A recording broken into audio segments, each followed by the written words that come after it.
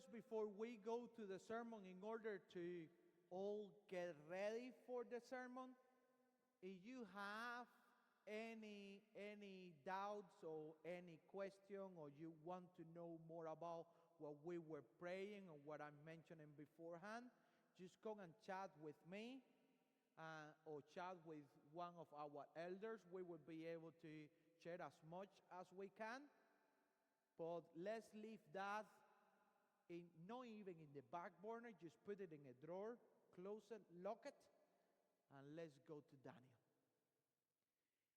I love this TV show. It's one of my favorites ever. Have you watched Band of Brothers? That's top notch. There is a meme that is a guy with the hands open say absolute cinema. Have you watched that meme, Matthew? No? You have watched them. That's the meme for this show. Fantastic. The idea of the show is like it's following up the Easy Company and Mayor Winters in the Second World War. This is an 82 company of parachuters of the United States, and the key of this company and the main task of this company is to parachute behind the enemy line.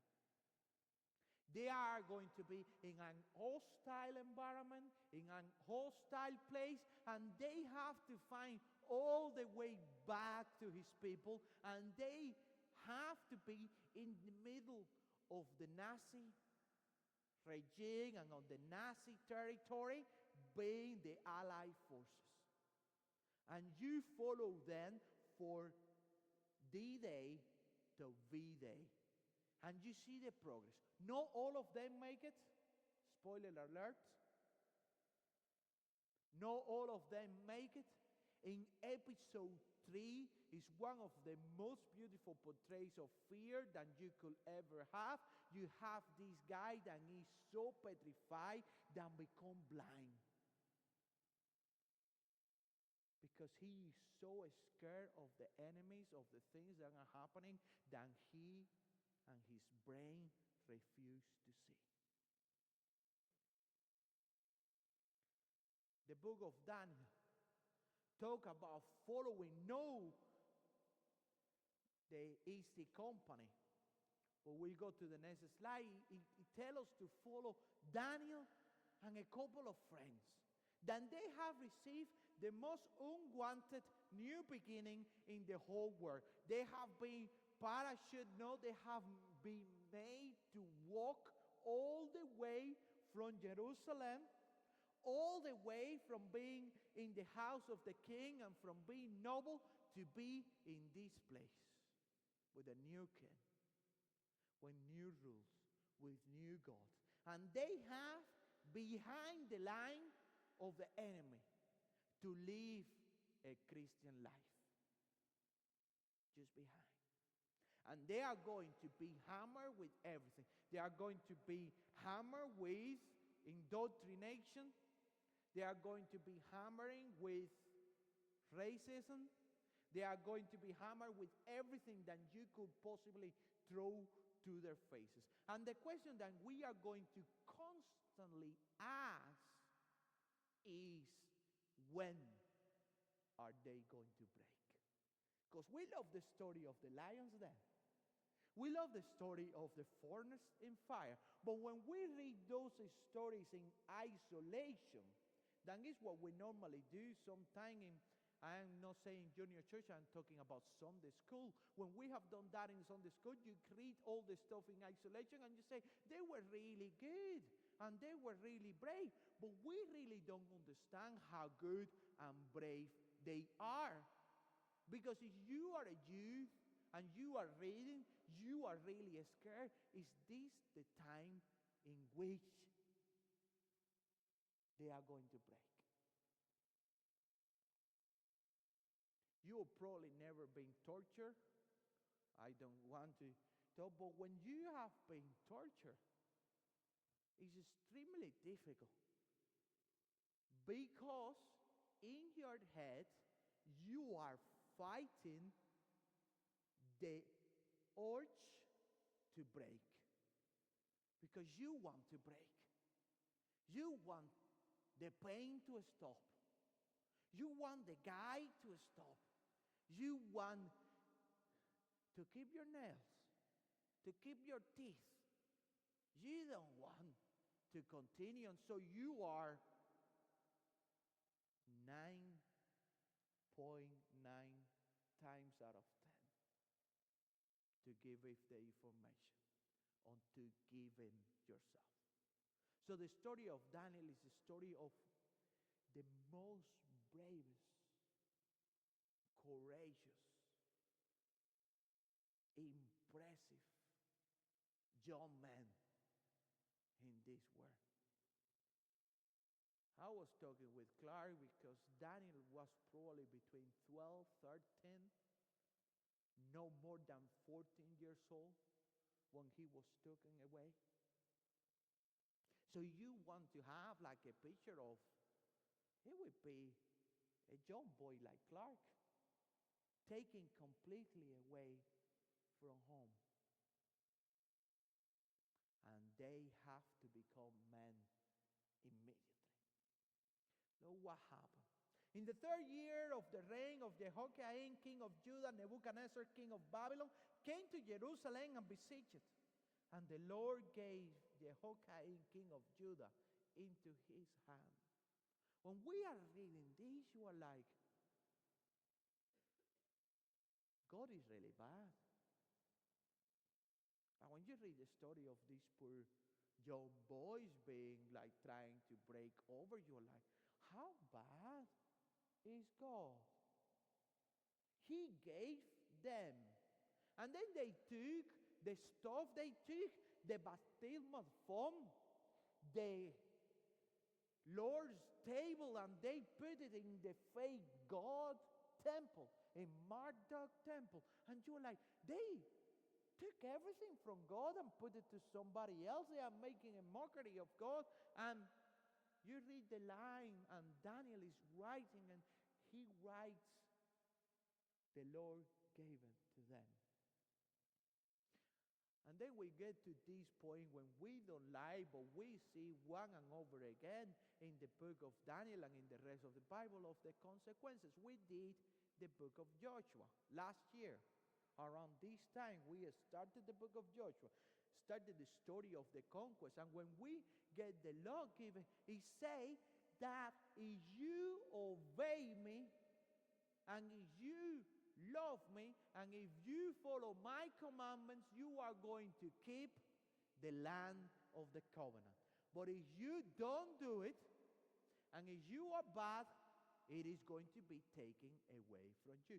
From the moment that they enter the land of the promise, from the moment that we sing and the walls of Jericho coming down and they are all celebrating, it have been 820 years.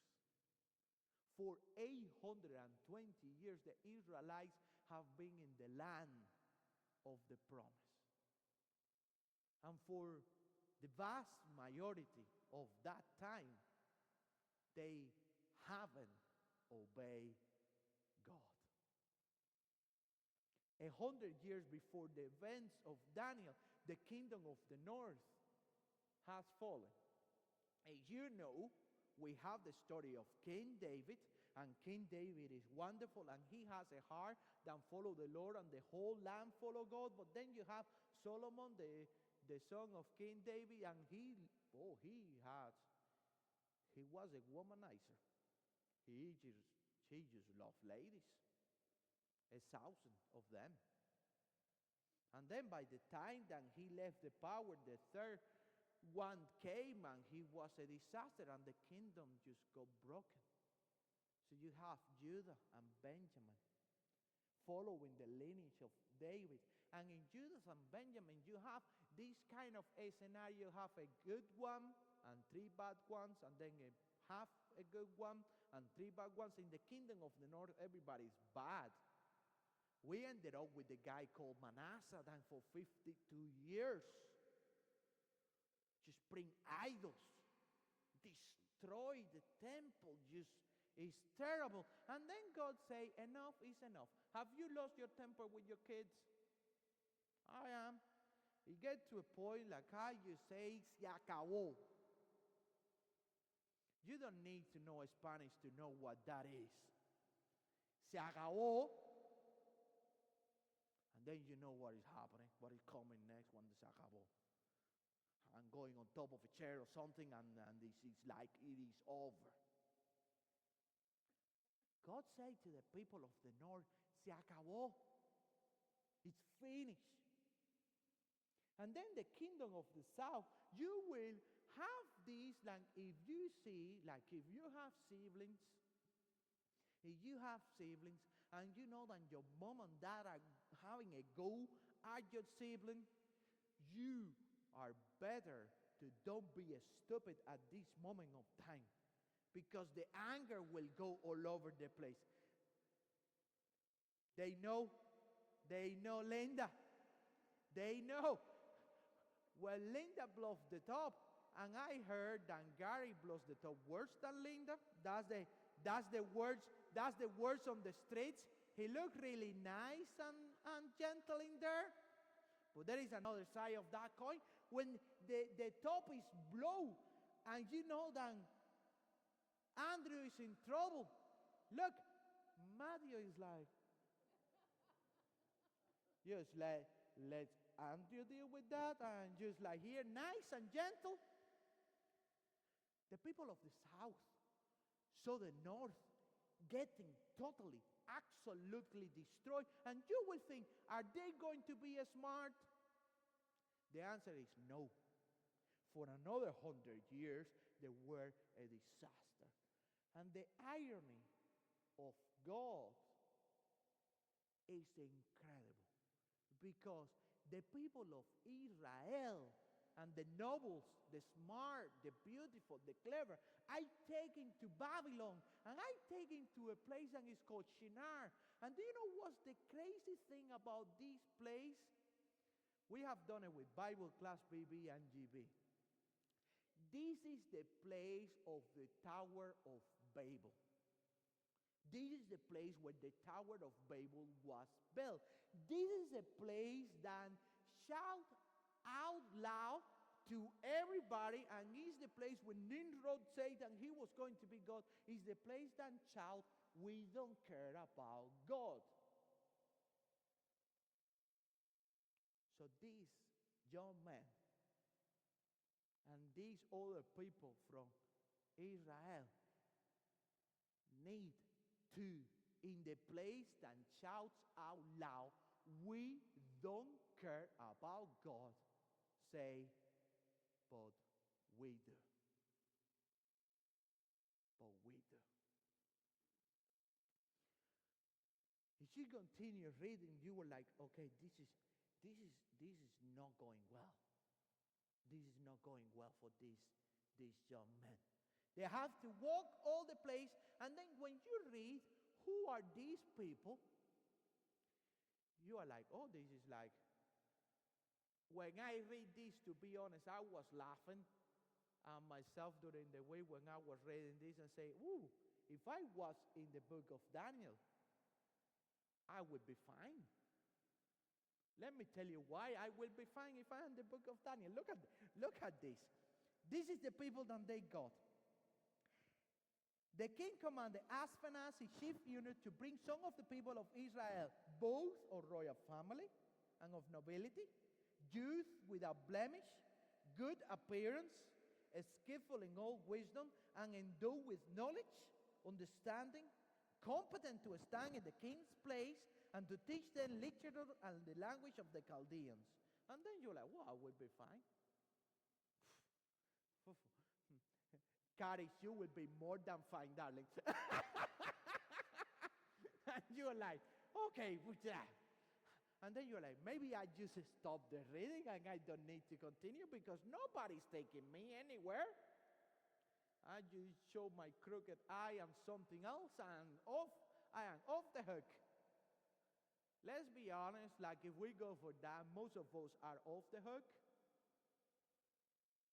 But we are not. We are not. of the hope, because we are all children of God. We are all have the same call to obedience and the same call of loving. And we all have our understanding of the message of God and the love that He has for us. So what is the first thing that the king is going to try to do? What is the first thing? Changing their names. We are not so good with names today, and we probably don't care as much with the names, but names are important for the Jews. Names are extremely important. We have the names of Daniel are all talking about God. I got it here in my table. Then I don't know what I did with my table, but I just got it completely destroyed, my table here. I was going to chat with the kids, but I got it. Daniel, that means God is my judge. Belteshazzar, the new name that he was given, it means protect his life.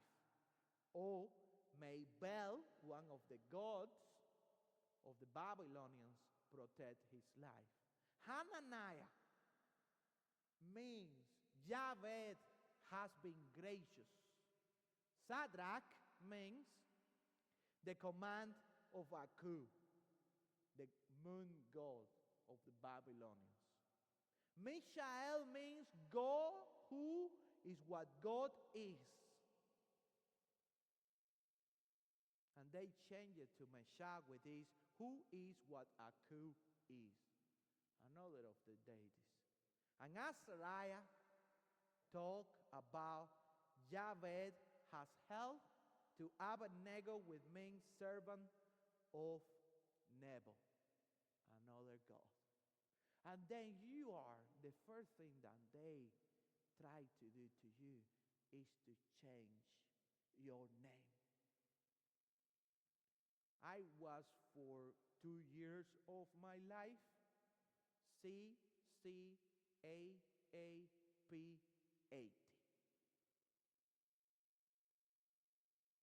That was my name. I arrived to a place and they just gave me CCAAP80.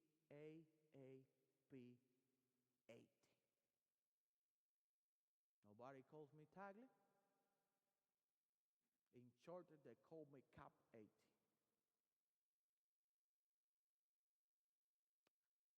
And it really gets you.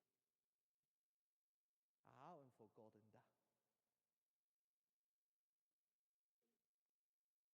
They changed the name of these boys.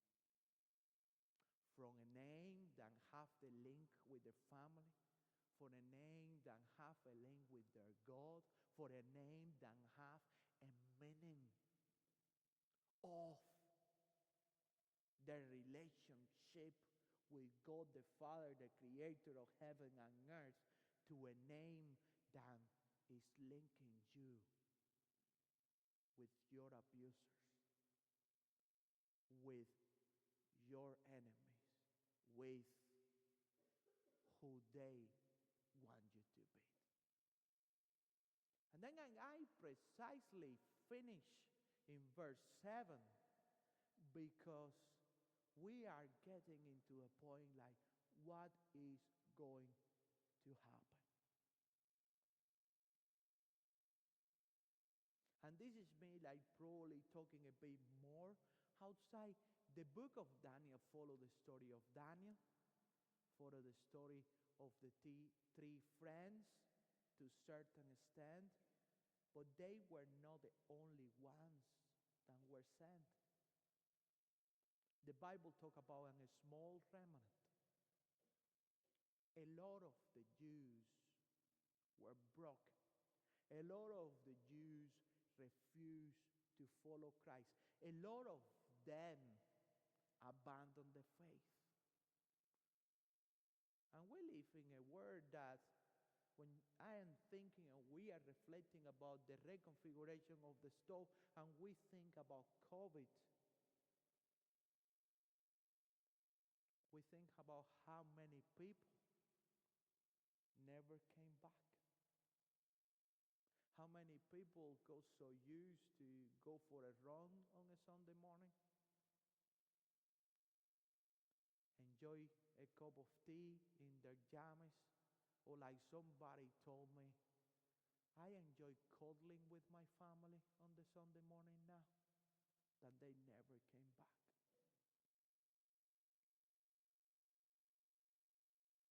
Are Daniel and the friends going to break? Or are Daniel and the friends in the most difficult of the time persevere and strengthen their faith? To quote a song from Kelly Clarkson, what doesn't break you make you stronger. Well, that's the best and I come from with that. I like that song. It shows about my poor taste in music. What doesn't break you make you stronger. Just listen to it on YouTube later today. God allowed bad things to happen to good people. God sometimes thinks that He is not doing the thing. One of the most popular Christian books in Cuba, it translates like this: when God sings silent. When God sings silent. And we are talking about a country that is oppressed, about a country that is abused, about a country that every single young man at 18 gets given a number and gets beaten to get broken. And when I look the picture of creation, and when I look these pine trees, sometimes it gives me peace. Sometimes you learn how to cope with different stuff. I used to do my guards attached to one of the trees. And sometimes when people annoy me too much, I try to find a place when I am alone, when I find peace, and when I can listen to the God that is never silent, but always working. The story of Daniel and the friends is the story that the world will say God was silent. But this is a story of a God that is faithful, a God that gives strength, and a God that will talk through His servants. And the question that we have for you and me today is, 2025, East Belfast, Northern Ireland, in a place where Christians are mocked, in a place where pews are empty, and in a place where the future may be uncertain for certain congregations. Are we going to strengthen our faith, or let the word break us? Hopefully you can find a place like I found with the crooked tree, in which you can listen to God and get your faith renewed. Because Daniel and the friends are not going to be broken, but are going to shine the light of Jesus.